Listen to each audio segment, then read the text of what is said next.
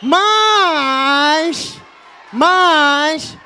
a palavra de Deus também diz que Jesus é noivo.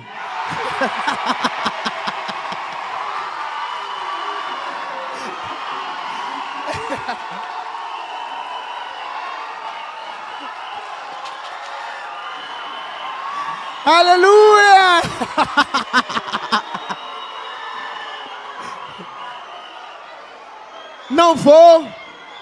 Não vou entrar em detalhes. Já entenderam? E também eu queria convidar a minha digníssima a se colocar de pé.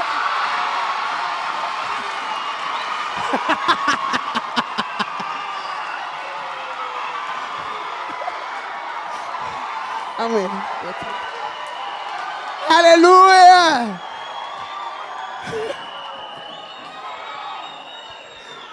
Amém! Amém! Amém! Eu quero pedir aí, Salmos capítulo 128. Salmos capítulo 28. Vamos à palavra, irmãos, aqui. Salmos capítulo 28, o que é que diz? Peço para... Verso 1, peço para desligar essas luzes. Diz, Salmos capítulo 128. Peço para desligar essas luzes. 128, diz: bem-aventurado aquele que teme ao Senhor e anda nos seus caminhos. Pois comerás do trabalho das tuas mãos. Feliz serás e te irá bem. Próximo. A tua mulher será como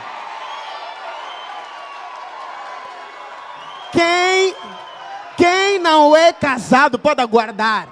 Não trata-se dele. Pode aguardar.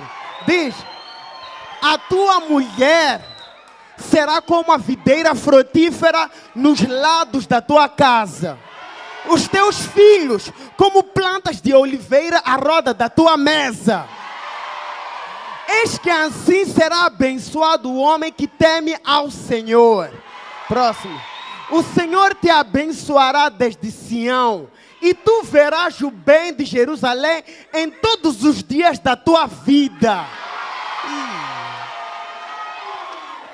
Sabe, irmãos, a palavra de Deus nos mostra imagens de fé.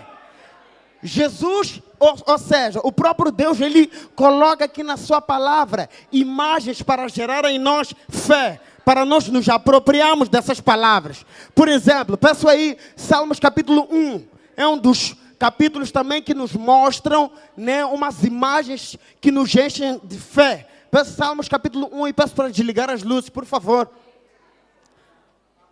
Diz o seguinte: bem-aventurado o homem que não anda segundo o conselho dos ímpios, nem se detém no caminho dos pecadores, nem se assenta na roda dos escarnecedores. Próximo. Antes, tem o seu prazer na lei do Senhor, e na lei medita de dia e de noite. Próximo. Diz: pois será como a árvore plantada junto ao ribeiro de águas, a qual dá o seu fruto no seu tempo. As suas folhas não cairão, e tudo quanto fizer prosperará. Sabe?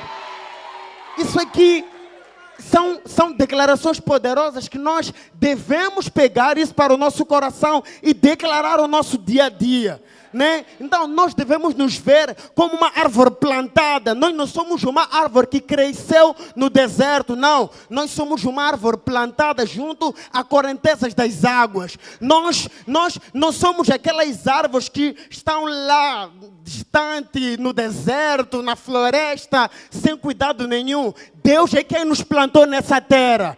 E o próprio Deus é quem cuida de nós. A palavra de Deus diz que a nossa folha, ela não murcha. Mas quando vem a sequidão, a nossa folha brilha cada vez mais.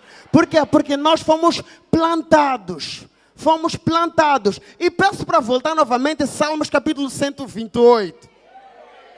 Salmos capítulo 28, por exemplo, diz aqui: bem-aventurado aquele que teme ao Senhor e anda nos seus caminhos. Próximo. Pois comerás do trabalho das tuas mãos, feliz serás e tudo te irá bem. Então, o que acontece aqui? A palavra de Deus diz: pois nós comeremos do trabalho das nossas mãos. Nós não comeremos do trabalho dos nossos pais. Nós não comeremos do trabalho dos nossos tios, nossos avós. A palavra de Deus diz que nós comeremos do trabalho das nossas mãos. Mas esse salmo aqui, ele não foi escrito para a mulher, na verdade. Esse salmo foi escrito para homem. É por essa razão que lá em frente diz o quê? Diz que a tua mulher ao redor da sua mesa será como uma videira. Ou seja, as mulheres vão declarar esse versículo: do trabalho das mãos do meu marido eu comerei. Do trabalho das mãos do meu marido eu comerei, viverei. No nome de Jesus. No nome de Jesus. Só as mulheres, eu sei declarar isso aí. Eu comerei do trabalho do meu marido. E os maridos e os homens dizem amém. É isso aí. Homens de verdade têm prazer em viver isso. Homens de verdade, quando chega o final do mês, o único prazer deles é querer levar a sua mulher, no meu caso a minha noiva, levar para sair, para pagar a conta, tratar as coisas. Esses são os homens de verdade. Amém? Amém. Peço aí Êxodo capítulo 18, versículo 21. Êxodo 18, 21 diz o seguinte. Êxodo 18, 21, diz: e tu, dentre todo o povo, procura homens capazes, tementes a Deus, homens de verdade, que odeiam a avareza. O que acontece? Os homens de verdade, eles têm características. Quais são essas características? Primeiro, eles são homens capazes. São homens capazes para defender por aquilo que eles lutaram e conquistaram. São homens que defendem suas mulheres. Não, nós homens que ainda não somos casados, porque isso é para casados. Nós homens que ainda não casamos, nós já devemos entender isso aqui. Que homens de verdade são aqueles que são capazes. São capazes de arranjar a lâmpada quando queima em casa. São capazes de fazer acontecer. E diz, e esses homens de verdade, eles são tementes a Deus. Homens de verdade que odeiam a avareza. Então, homens de verdade, eles odeiam a avareza. Odeiam, eles detestam a avareza. E essa semana é uma semana em que nós iremos falar a respeito da prosperidade. Homens de verdade são prósperos, porque eles odeiam a avareza. E esses homens de verdade, eles lideram. É por essa razão que a palavra de Deus diz o seguinte: que odeia a avareza e põe-nos sobre eles por maiores, ou chefes de 1000, chefes de 100 e chefes de 50 e maiores de 10. Ou seja, esses homens de verdade, eles lideram pessoas. Esses homens de verdade, eles estão em frente de algo. Amém? É isso aí. Então, homens de verdade se posicionam. Homens de verdade aborrecem a avareza, são dizimistas na casa de Deus. Por quê? Porque homens de verdade, se eles são fiéis a Deus, eles também serão fiéis às suas esposas. É isso. É por isso que você, mulher, tem que perceber bem como você escolhe. Se você for a escolher alguém que não é dizimista, combo de la vela.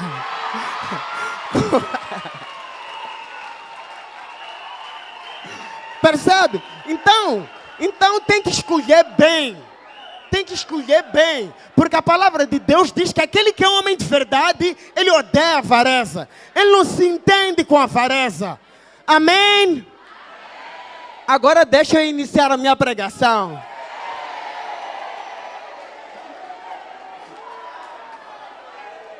Amém. Peço 1 Coríntios capítulo 9, versículo 6. 1 Coríntios capítulo 9, versículo 6. Diz o seguinte. 1 Coríntios 9, 6, sim. E digo isto, que o que semeia pouco, pouco também ceifará. E o que semeia em abundância também ceifará. Então, este princípio é um princípio que Deus colocou na sua palavra exatamente para nos abençoar. Este princípio é o princípio da semeadura, onde tudo aquilo que você semeia, você vai colher. Se você semeia pouco, pouco também ceifará. Amém? Então, isso aqui foi escrito não para nossa escassez, não para nossa escassez, mas para a nossa prosperidade. Então, até já vou adiantar aqui, a minha palavra, ela tem como tema: experimente a abundância dando o dízimo. Repita, experimente a abundância dando o dízimo. Esse é o primeiro versículo. O segundo versículo é 2 Coríntios 8:9. 2 Coríntios 8:9. Diz o seguinte: porque já sabeis a graça de nosso Senhor Jesus Cristo, que sendo rico, por amor de vós se fez pobre, para que pela sua pobreza enriquecesses. Ou seja, Jesus Cristo, quando ele esteve aqui na terra, na verdade, Jesus, ele era rico. Mas ele se tornou pobre um dia só. Aonde? Na cruz. Na cruz, Jesus Cristo, a palavra de Deus diz que ele se fez pobre. A palavra de Deus também diz que quando ele foi crucificado na cruz, os soldados lançaram sortes sobre as suas vestes. Isso significando que as pessoas que estiveram lá e crucificaram Jesus e pegaram as suas vestes, a palavra de Deus diz que as vestes de Jesus eram valiosas. Naquele dia ali, pegaram as suas vestes e começaram a lançar sortes. Eu tenho por mim que Jesus Cristo, ele foi crucificado nu. Eu creio nisso. Mas a palavra de Deus não diz. Ali ele ficou completamente nu, sem nada. Sem nada. Ali se fez pobre naquele dia. Para que nós fôssemos enriquecidos. Ali na cruz, Jesus Cristo foi abandonado pelo Pai, para que nós fôssemos unidos a Ele eternamente. Jesus na cruz carregou toda a maldição. Jesus na cruz se tornou maldito, para que nós sejamos eternamente abençoados. Amém? É isso aí. Então, algumas pessoas dizem que Jesus, ele era pobre espiritualmente. Mas isso não é verdade. Porque quando Jesus esteve aqui na terra, em nenhum momento ele teve alguma pobreza espiritual. Em nenhum momento ele chegou no monte e disse: Pedro, eu estou sem esposo, pá. Me manda lá uma pregação para eu pregar. Jesus nunca. Em todo lugar Jesus tinha algo para falar. Jesus nunca quis expulsar um demônio ou curar um doente e disse: acho que a unção hoje não está a fluir. Nunca ficou pobre Jesus. Jesus, ele era completamente rico quando ele esteve aqui na terra. E a pobreza a qual se refere aqui não é a pobreza espiritual, é a pobreza natural mesmo. Por quê? Porque o contexto desse versículo aqui, desse capítulo, é exatamente financeiro. Então, nós não podemos tirar um versículo no seu contexto, porque todo versículo que você tira do seu contexto torna-se um pretexto para falar heresia. Mas a palavra de Deus mostra claramente que Jesus era rico. Amém? Jesus era rico. Então, essa história de que Jesus, ele era pobre, não é verdade. Não é verdade. Amém? Estava a lançar fundamento. Agora vamos fazer a construção. Amém? A Bíblia, lá no Velho Testamento, fala de uma história de Neemias. Todos vocês aqui, quero crer que conhecem Neemias.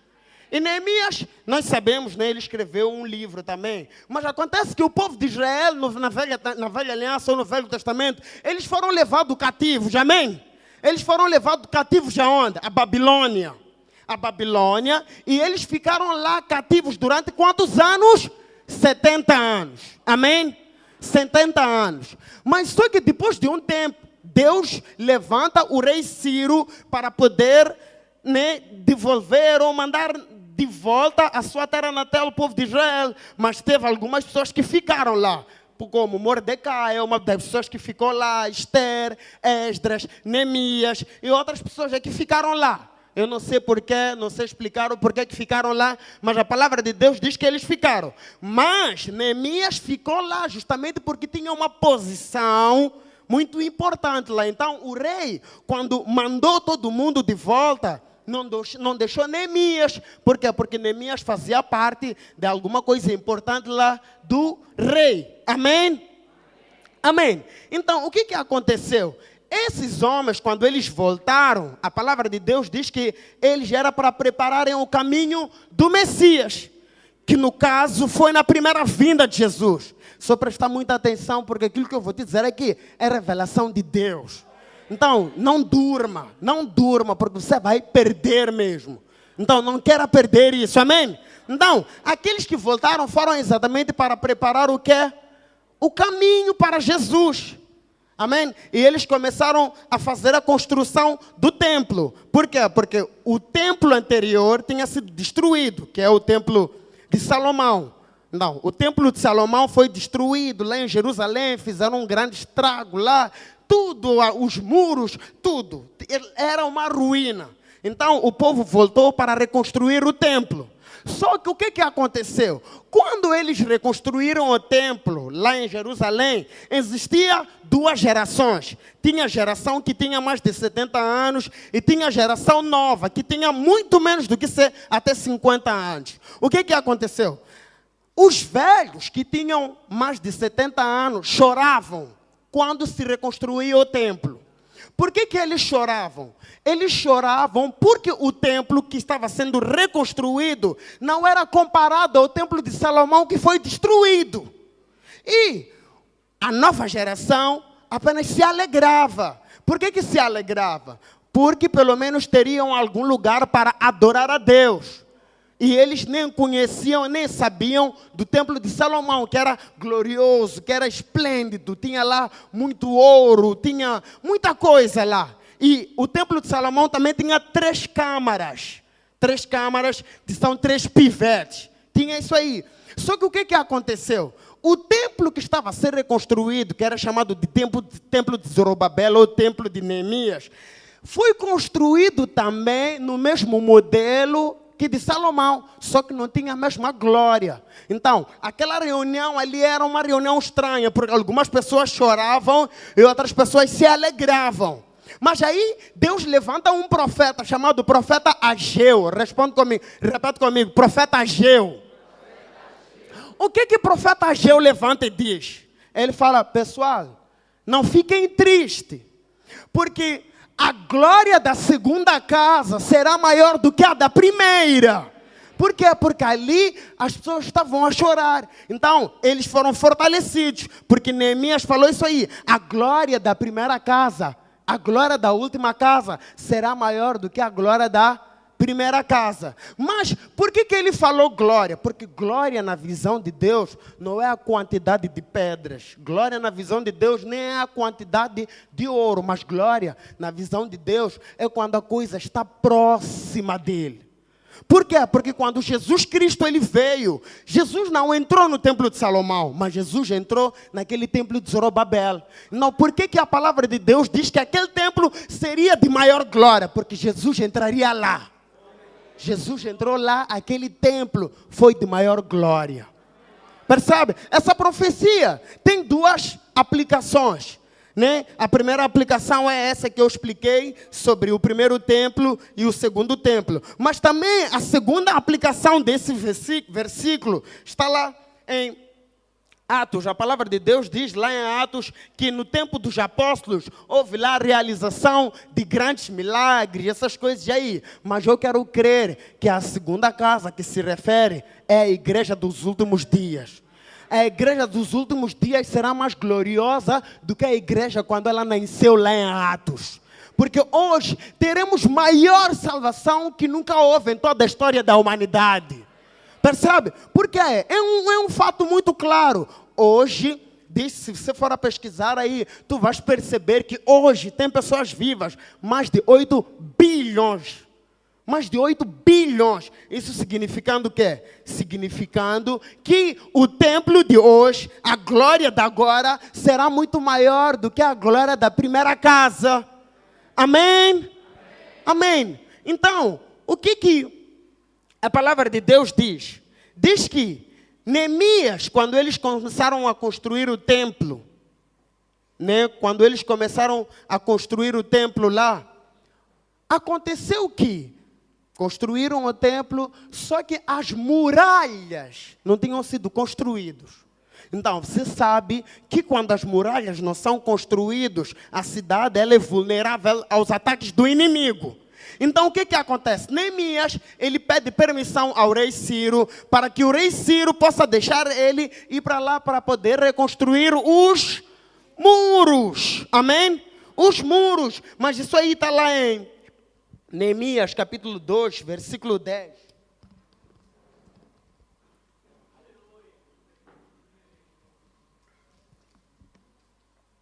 Neemias 2:10 diz: o que ouvindo, repita comigo, Sambalat, o Horonita, e Tobias, o servo amonita, lhes desagradou extremamente que alguém viesse a procurar o bem dos filhos de Israel.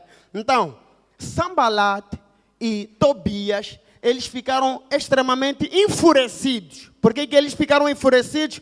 Porque souberam que alguém estava à procura do bem de Israel. Por quê? Porque era para reconstruir o templo. Então, eles ficaram furiosos.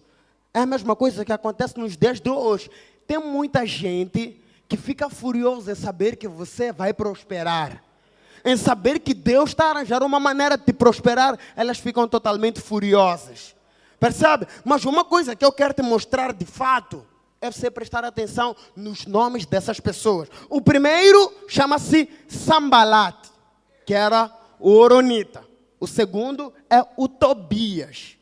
Você sabia que a Bíblia mostra significado de nomes, e o significado do nome dessas pessoas, às vezes, ela está em linha com a história dessas pessoas?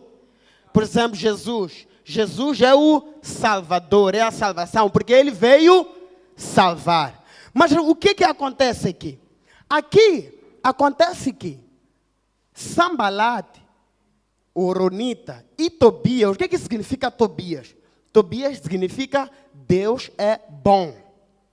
Deus é bom. Mas esse aqui, ele ficou com raiva quando soube que alguém procurava o bem dos filhos de Israel. Ou seja, na verdade, ele representa um tipo de espírito, que é um espírito de engano. Repita comigo, espírito de engano. Então, esse é o Tobias. O nome Tobias significa Deus é bom. E guarde isso, porque nós vamos precisar já já. Amém? E tem o outro, que é o Sambalat. Por favor, diz o seguinte: o que ouvindo Sambalat, o Horonita, e Tobias, o servo amonita, lhes desagradou extremamente que alguém viesse a procurar o bem dos filhos de Israel. Peço também para projetar Neemias 4:3. Neemias 4:3. Diz, estava com ele Tobias, que é o Sambalat. Estava com ele Tobias, o amonita, e disse: ainda que edifiquem, contudo, vindo uma raposa, derrubará facilmente o seu muro e a pedra. Ou seja, esse aqui, o Sambalat, ele estava a zombar do Neemias. Ele dizendo, ainda que você construa muros, faça isso. O que há de vir? Virá o inimigo para destruir. Mas na verdade, ele era o inimigo. Ou seja, ele queria desmotivar Neemias de reconstruir o templo. Percebe, né? De reconstruir o templo. Mas eles vinham com uma face tão boa. Tão boa. Amém? Então, existem pessoas como Sambalat, que são zombadores, porque nós somos dizimistas. Existe muito espírito por aí de zombaria na internet, principalmente agora. Parece que em todas as televisões de Moçambique, tudo tem isso aí. Pessoas, quando estão lá envolvidas em algum debate, sempre criticam o pastor que cobra dízimo na igreja. Já viram, né? Então, isso aí é espírito do quê? Espírito de engano. Espírito de engano. Ah, você também se tornou dizimista agora, não é? O pastor está a pegar o seu 10%, não é? Não, tudo isso é espírito de zombaria. Mas para quê? Para desmotivar a pessoa de exercer fé. Percebe, né? Então, é porque nós estamos acostumados em lidar com as pessoas de uma forma natural. Mas, na verdade, aquilo que acontece não é natural. Não é natural. E acontece que o espírito de zombaria não está no nosso meio, na verdade. O espírito de zombaria se encontra lá fora. mas o espírito de Tobias está dentro, ao seu lado. Ao seu lado, espírito de Tobias. Então, o que acontece? É só prestar atenção nisso aí. Não, o espírito de engano vem como cordeiro, como alguém que conhece Bíblia. Percebe, né? Como alguém que conhece Bíblia. O Sambalata, ele zomba. Fala, se tornou dizimista agora para sustentar toda a barriga do pastor, faz aquilo. O pastor, na hora, ele conta uma história que quando ele começou a trabalhar e ele se tornou, na verdade, não tinha se tornado dizimista. Certa vez, quando recebeu o primeiro salário, né? Ele chegou lá no trabalho dele. Um dos colegas disse, e aí, Naor? Disse, graça e paz, tudo bom? Disse, que tal? O bispo já pegou o seu 10%. Mas isso aí era uma maneira de desmotivar ele de exercer fé. Então, esse é o espírito de zombaria. Aqui na vida da igreja, isso aí dificilmente você vai escutar. Ou até nunca. Mas existe espírito de Tobias. Deus é bom. Deus é bom. E você vai perceber bem o que isso significa. Como é que o espírito de engano entrou em ação? Por favor, peço para projetar Neemias 13. Neemias 13, versículo 4. 13, 4. Diz, peço para desligar, diz, ora, antes disto, Eliasibe, sacerdote, que presidia sobre a câmara, é aquilo que eu falei sobre as 3 câmaras, né? Então, o Eliasibe era o líder, era o sacerdote que presidia sobre a câmara da casa do nosso Deus. Se tinha aparentado com quem? Tobias. Quem é Tobias? Deus é bom. Tem espírito de engano. Ou seja, o líder Eliasibe se aparentou, se associou, se familiarizou com o espírito de engano. É muito sério quando a liderança está assim com o espírito de engano. Porque toda a casa sofre. É muito sério. Então, o que acontece aqui? Eliasibe, que era o sacerdote, na verdade, se tu for já ler o capítulo todo, tu vais perceber que Eliasibe era o sumo sacerdote. Só que ele era amigo de quem? Tobias. Amigos. Era um amigo de Tobias. Então, o que acontece? Eliasibe era sacerdote na casa de Deus. E ele era responsável pela câmara do templo. Onde guardavam o quê? Onde guardavam o quê? Por favor, peço para projetar novamente Neemias 13, 4. Diz, ora, antes disto, Eliasibe, sacerdote, que presidia sobre a câmara da casa do nosso Deus, tinha aparentado com Tobias, próximo. E fizeram ali uma câmara grande, onde dantes, peço para desligar aqui, câmara grande, onde dantes se depositavam as ofertas de alimentos, que é a oferta de manjares, o incenso, os utensílios, os dízimos do grau, do mosto e do azeite, que se ordenaram para os levitas, cantores e porteiros, como também a oferta alçada para os sacerdotes. O que acontece aqui, irmãos? Eliasibe, que era um amigo do Tobias, ele deu acesso, Tobias, para ele ficar na câmara, ou seja, na última câmara, que era a câmara mais grande. Ele tornou naquele lugar que ficava o incenso, as ofertas de manjares, os utensílios, os dízimos, o azeite. Tornou naquele lugar um quarto para quem? Tobias. Tobias. Esse que aconteceu.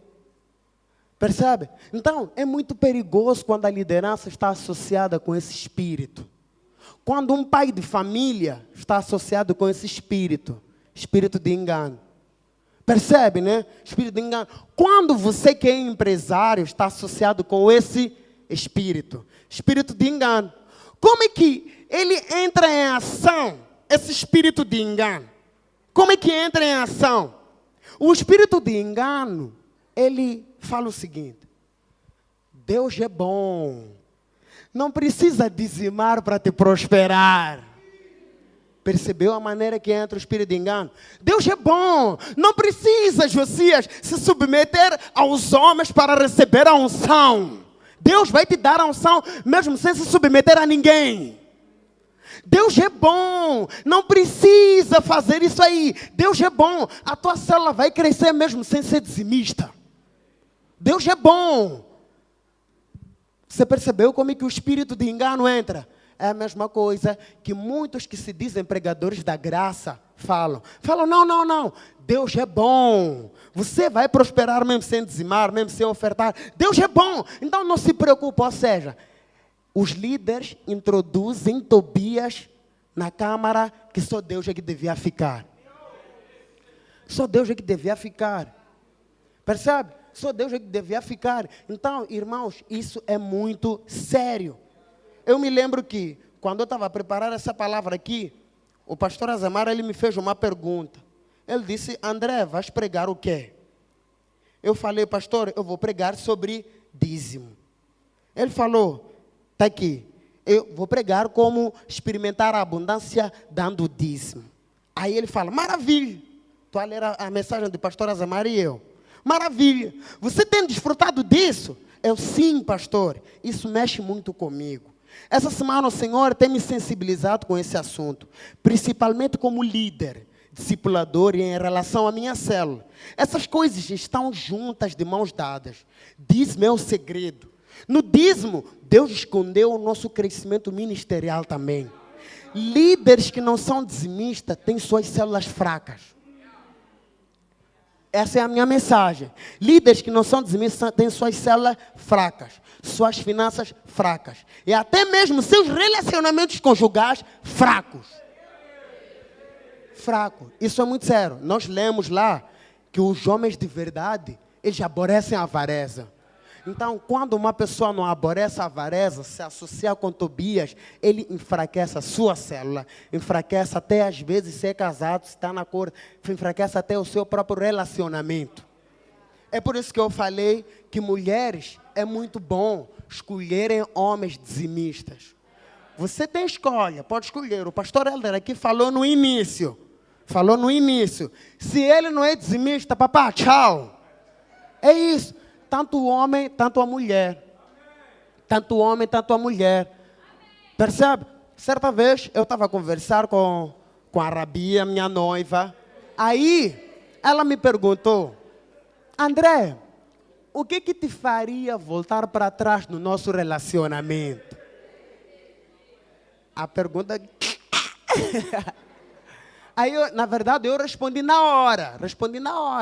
O que me faria voltar atrás? Eu falei, você deixar de ser dizimista, deixar de ser líder kid e deixar de caminhar com as pastores. E ela falou, eu também. Se você deixar de ser dizimista antes de casarmos, deixar de ser isso, eu também volto para trás.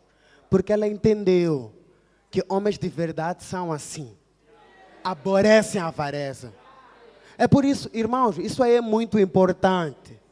Percebe? Isso aí é muito importante. E deixa eu continuar aqui. Então, o espírito de Tobias, ele fala, Deus é bom. Não precisa orar todos os dias, ir para a igreja, 21 dias de jejum, toda hora. Não precisa. Deus é bom, Ele te abençoa. Não precisa nem ler a Bíblia, Ele vai te dar a revelação dormindo. Esse é o espírito de Tobias. Por quê? Veja lá aqui. Peço para apagar, por favor, as luzes. Diz, e fizeram-lhe uma câmara grande, onde dantes se depositavam as ofertas de alimentos. Ou certo, oferta de manjares. Para que serviam essas ofertas de manjares? A oferta de manjares era uma oferta que você trazia para ter comunhão com Deus. E Tobias estava lá. O que aconteceu? Um incenso. O incenso é onde guardavam as orações também. Aí Tobias estava onde? Lá. Aí os utensílios, ou seja, eram aqueles utensílios que eram usados no momento da expressão do sangue dos cordeiros. Tobias estava lá. Os dízimos do grau, do mosto e do azeite, onde tinha unção. Tobias estava lá. Não precisa toda hora seguir pastor Helder, dizer que não são. Não precisa. Deus vai te dar isso aí. Deus vai te dar isso aí. Então, esse é o espírito de Tobias. Por isso é muito sério. Percebe? Então, prosseguindo, o que aconteceu? Na velha aliança havia 5 ofertas, as quais eram oferecidas ao Senhor. A oferta pelo pecado, a oferta pela culpa, e o holocausto, e a oferta pacífica, e a oferta de manjares. Existiam 2 ofertas que, para Deus, não eram ofertas de aroma agradável. Por quê? Porque envolviam o pecado. E as 3 ofertas eram ofertas que subiam com aroma agradável. Essas ofertas eram oferecidas de 2 maneiras. De que formas? Você poderia pegar essa oferta e movê-la. Era chamado de oferta movida. Como se você dar tchau para Deus mesmo. Então, percebe? Então, era movida. E a outra era alçada. Ou seja, você levantava diante de Deus. Essa oferta era chamada de oferta alçada. E a palavra de Deus diz que Deus se agrada quando oferecemos sacrifícios de louvor ao Senhor, de adoração. E dízimo é uma maneira clara que expressa o nosso coração. Por favor, passe para projetar Hebreus capítulo 13. Hebreus 13. Diz o seguinte: por meio de Jesus, mês, pode começar aí o mês. Só o mês. Por meio de Jesus, pois, Hebreus 13, 15. Hebreus 13, 15. Por meio de Jesus, pois, ofereçamos a Deus sempre sacrifício de louvor, que é o fruto de lábios que confessam o seu nome. Não negligencieis igualmente a prática do bem e a mútua cooperação. Então, quando nós dizimamos, nós cooperamos com a obra de Deus. Não, o apóstolo Paulo, ele fala aqui, não desista de cooperar, de fazer uma oferta agradável diante do Senhor. Percebe? E o que diz o apóstolo Paulo aqui em Filipenses capítulo 4, versículo 18? Graças a Deus que ainda estou no tempo. Graças a Deus. Filipenses 4, 18. Diz o seguinte: recebi tudo que tenho abundância. Estou suprido, desde que Epafrodite me passou às mãos o que veio de vossa parte como aroma suave.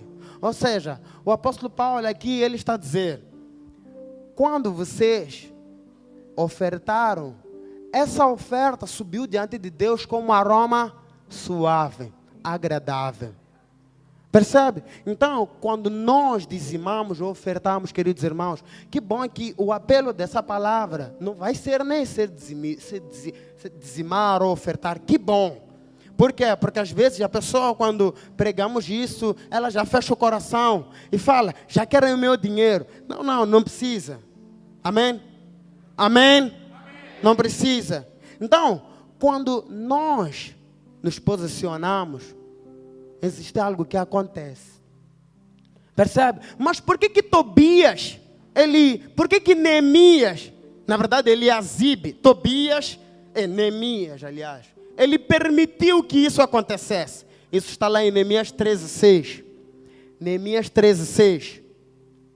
Diz o seguinte: mas durante tudo isso, não estive eu em Jerusalém. Por favor, é porque não consigo ver bem. Porque no ano 32 de Artaxerxes, rei de Babilônia, vim eu ter com o rei, mas ao cabo de alguns dias tornei a alcançar licença do rei. Então, aqui o Neemias, ele diz que ele não estava em Jerusalém quando Tobias esteve lá na câmara onde ficavam os dízimos, o incenso, o azeite. Ele diz que não estava lá. É por essa razão que isso aconteceu. Mas o que aconteceu quando ele veio? Próximo. Diz, Neemias capítulo 13. Capítulo 13, Neemias 13, 8. Diz, o que muito me desagradou quando ele soube disso, de sorte que lancei todos os móveis da casa de Tobias fora da câmara. Ou seja, ele se posicionou, ele entrou lá na câmara e tirou tudo que pertencia a Tobias, o espírito de engano, que dizia, nem precisa ir ao culto, Deus te ouve em casa. Não precisa fazer nada disso, Deus é bom. Não me interprete mal. Deus é bom. Mas as pessoas usam do verso Deus é bom para hostilizarem o compromisso com Deus. E nós não cremos nisso. Deus é bom, por isso que eu vou dizimar. Deus é bom, por isso que eu vou ofertar. Deus é bom, por isso que eu vou ao culto todos os dias. Deus é bom, por isso que eu vou me submeter aos meus pastores para receber toda a unção. Deus é bom, por isso eu serei radical. Com todo o espírito de Tobias. O que aconteceu? O que muito me desagradou, volta por favor. Diz, o que muito me desagradou, de sorte que lancei todos os móveis da casa de Tobias fora da câmara. E ordenando eu, purificaram as câmaras. Porque Tobias estava lá, o espírito de engano estava lá. O espírito de engano está na sua conta bancária.